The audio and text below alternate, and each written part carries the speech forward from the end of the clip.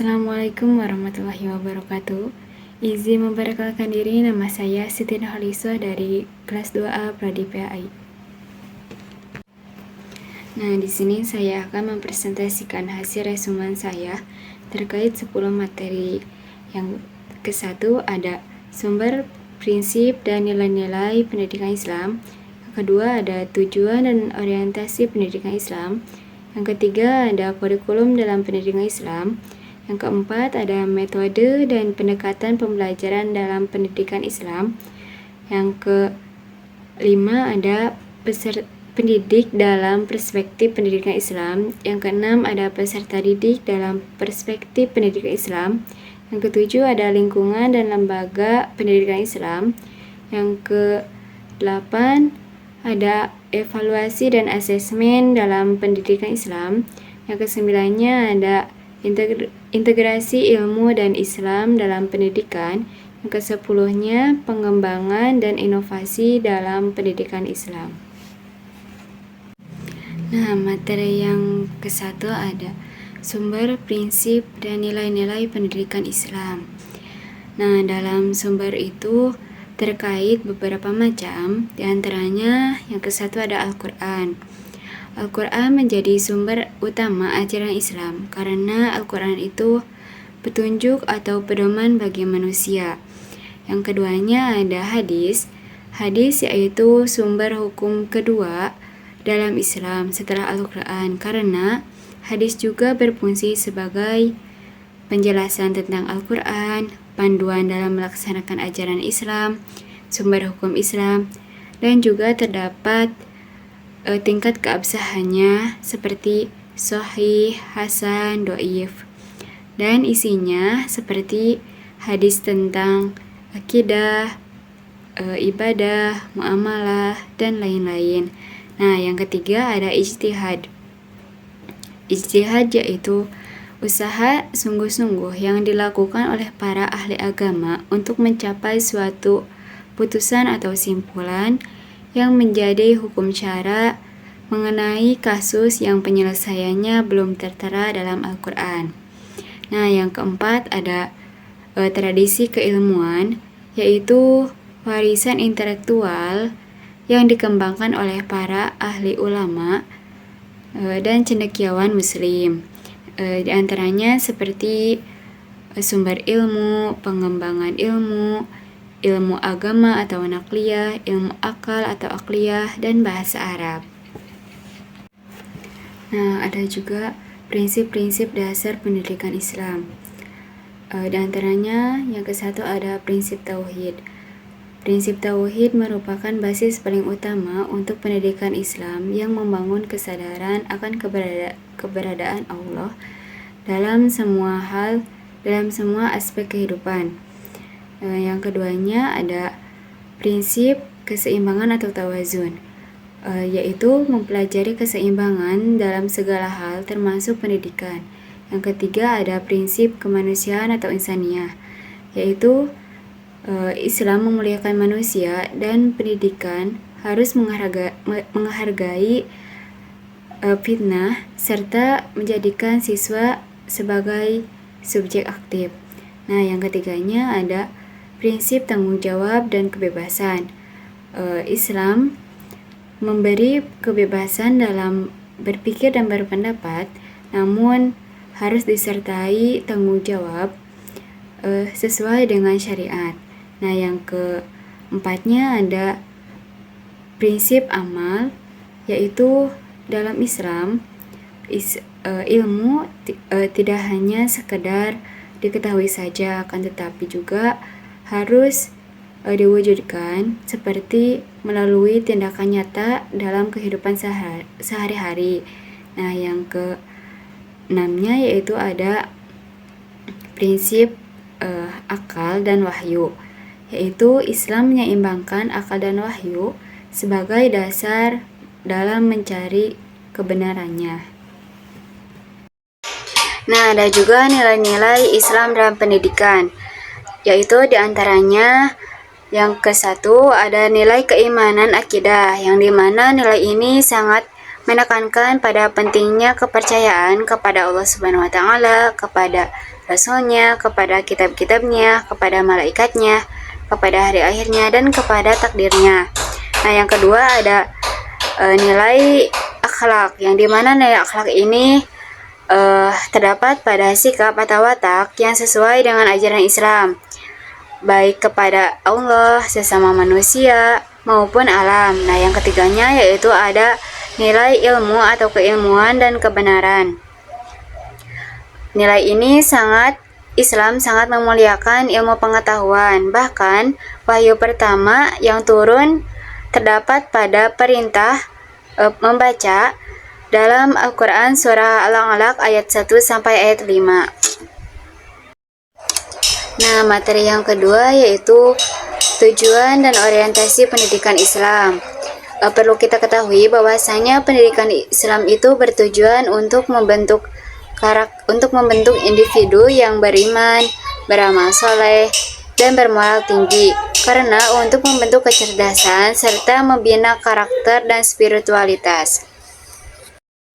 Adapun tujuan dan orientasinya yaitu yang ke-1 ada tujuan klasik. Secara klasik, pendidikan Islam itu bertujuan untuk membentuk pribadi yang berakhlak mulia dan taat.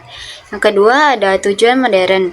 Sementara pada pandangan modern ditambahkan juga perkembangan potensi diri dan kemampuan untuk menghadapi tantangan zaman, akan tetapi juga tanpa meninggalkan nilai-nilai ajaran Islam.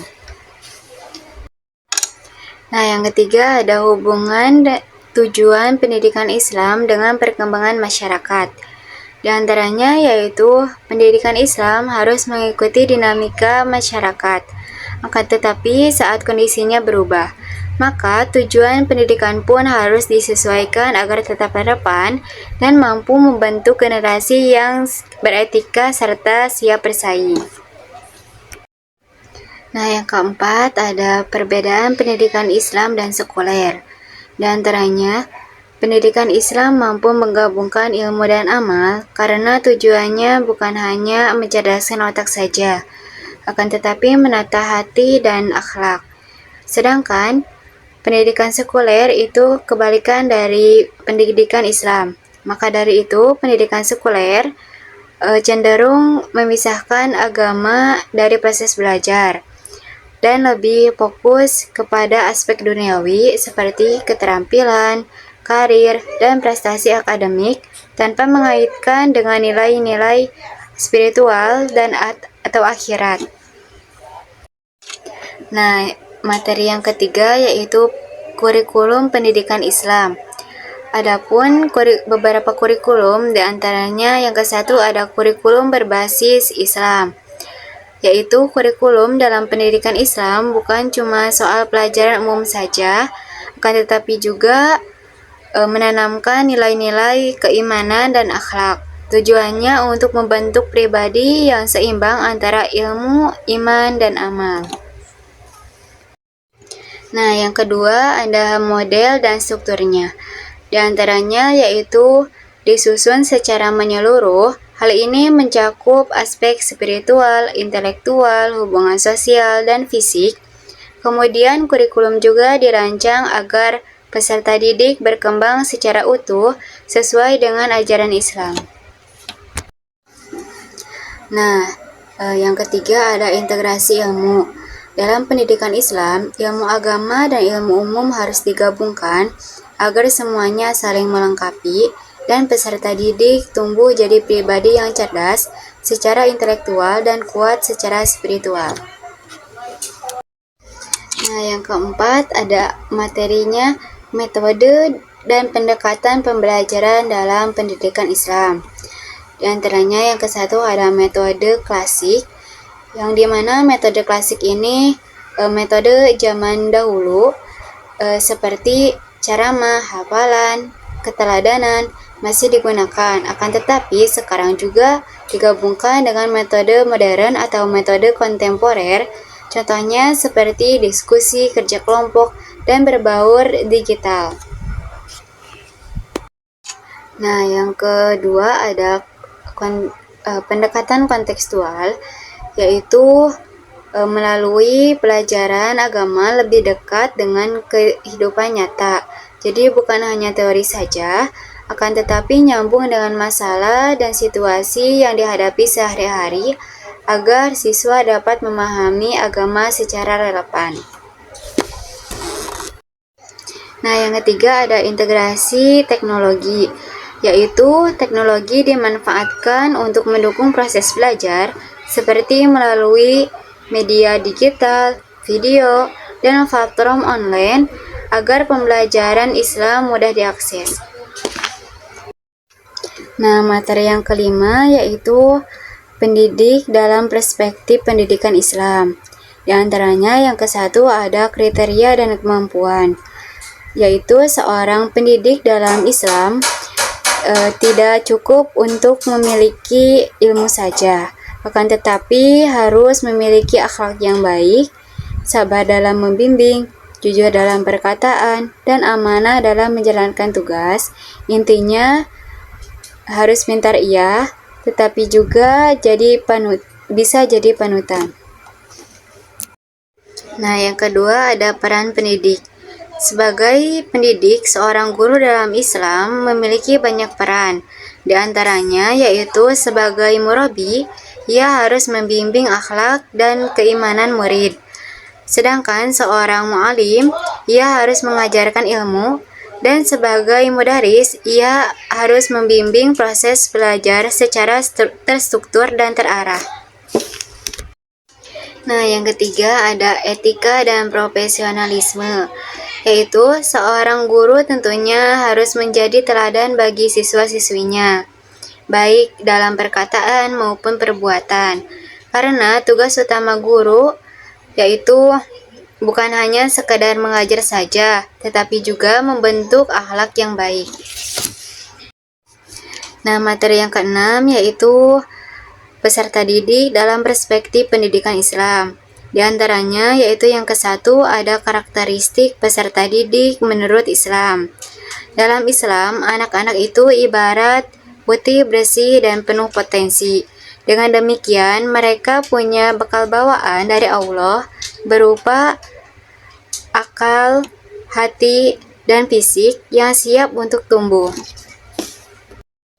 Nah, yang kedua ada hak dan kewajiban. Peserta didik juga punya hak yang perlu dijaga. Mereka berhak mendapatkan ilmu, bimbingan yang bijak, dan lingkungan belajar yang nyaman. Tapi di sisi lain, mereka juga punya tanggung jawab.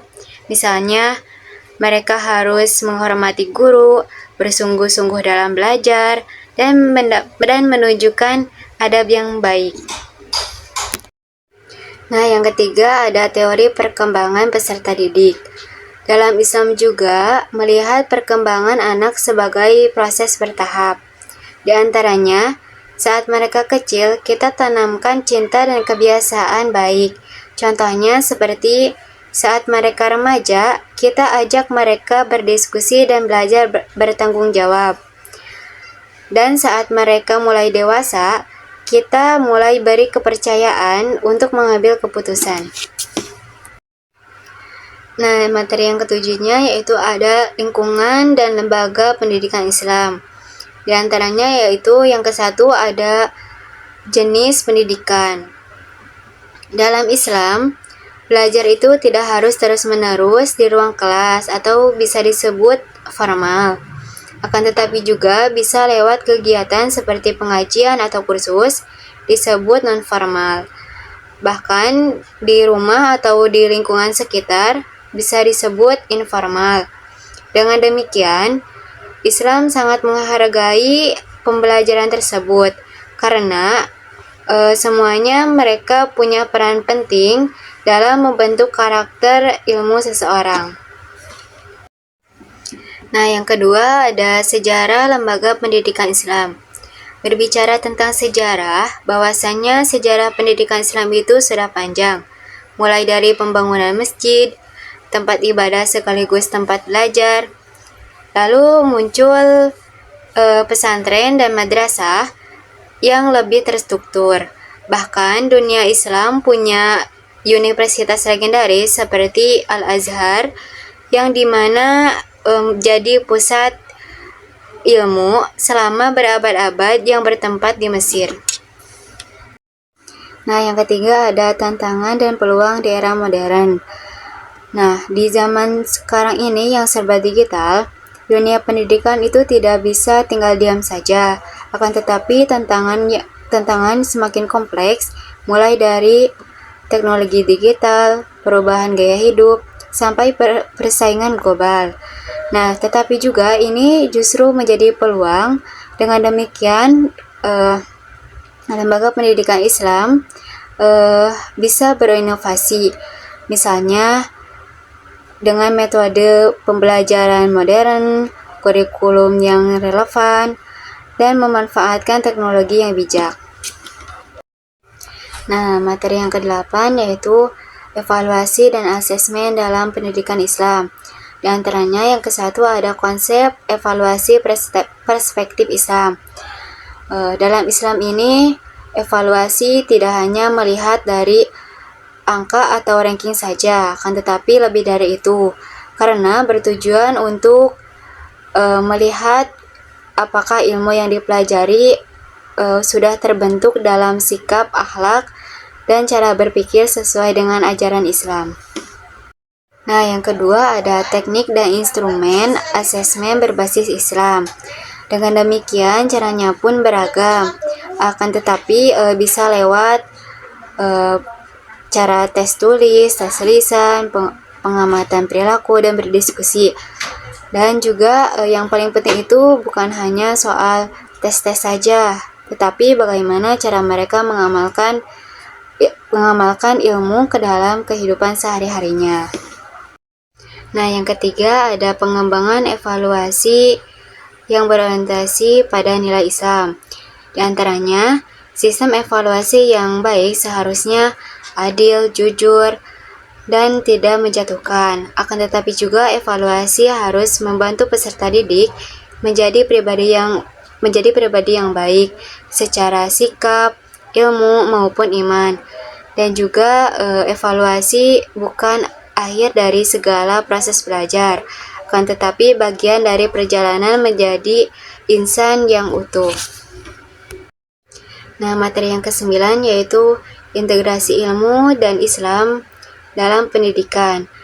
Dengan pandangan Islam bahwasanya belajar itu tidak harus dipisahkan antara ilmu agama dan ilmu umum, karena semua ilmu itu membawa manfaat dan kebaikan, dianggap sebagai bagian dari ibadah.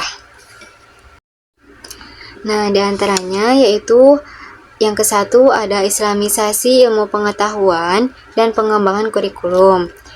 Di antaranya, proses ini sering disebut islamisasi ilmu karena bagaimana caranya ilmu pengetahuan modern bisa diselaraskan dengan ajaran agama dan etika Islam. Makanya kurikulum pendidikan Islam sekarang mulai digabungkan dengan ilmu dunia dan ilmu akhirat. Nah, yang kedua ada implementasi konsep integrasi ilmu di lembaga pendidikan Islam. Nah, konsep ini diterapkan cara guru memberikan materi pelajaran dengan nilai-nilai ajaran Islam. Harapannya siswa bukan hanya sekedar pintar saja, akan tetapi mempunyai hati yang baik dan akhlak yang kuat. Nah, materi yang ke-10 yaitu pengembangan dan inovasi dalam pendidikan Islam. Di antaranya yang ke-1 ada metode berbasis teknologi. Di zaman sekarang ini, pendidikan Islam ikut bergerak maju. Akan tetapi teknologi mulai banyak dimanfaatkan karena semua ini membuat proses belajar jadi menarik dan lebih mudah diakses. Nah, yang kedua yaitu inovasi pembelajaran dalam pendidikan Islam. Di antaranya yaitu bukan hanya sekedar soal alat saja, akan tetapi cara belajarnya pun makin kreatif. Karena guru mulai memakai metode yang interaktif dan menyenangkan, akan tetapi guru juga menyisipkan nilai-nilai Islam di dalamnya. Nah, yang ketiga ada konsep pendidikan Islam berbasis riset dan pengabdian masyarakat. Nah, dalam pendidikan Islam juga tidak hanya belajar di dalam kelas saja, akan tetapi siswa sekarang didorong untuk riset dan terjun langsung ke masyarakat. Tujuannya agar supaya ilmu yang dipelajari bermanfaat nyata dan jadi bagian dari kontribusi untuk masyarakat.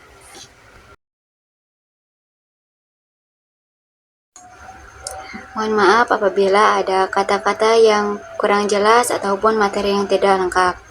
Dan juga syukron katsiron kepada dosen pengampu yaitu Bapak Saiful Mukti yang telah membimbing saya dalam 1 semester ini. Terima kasih juga atas segala ilmunya yang diberikan. Semoga menjadi amal jariah dan berkah. Amin. Hidup tanpa kekasih. Cukup sekian dan terima kasih.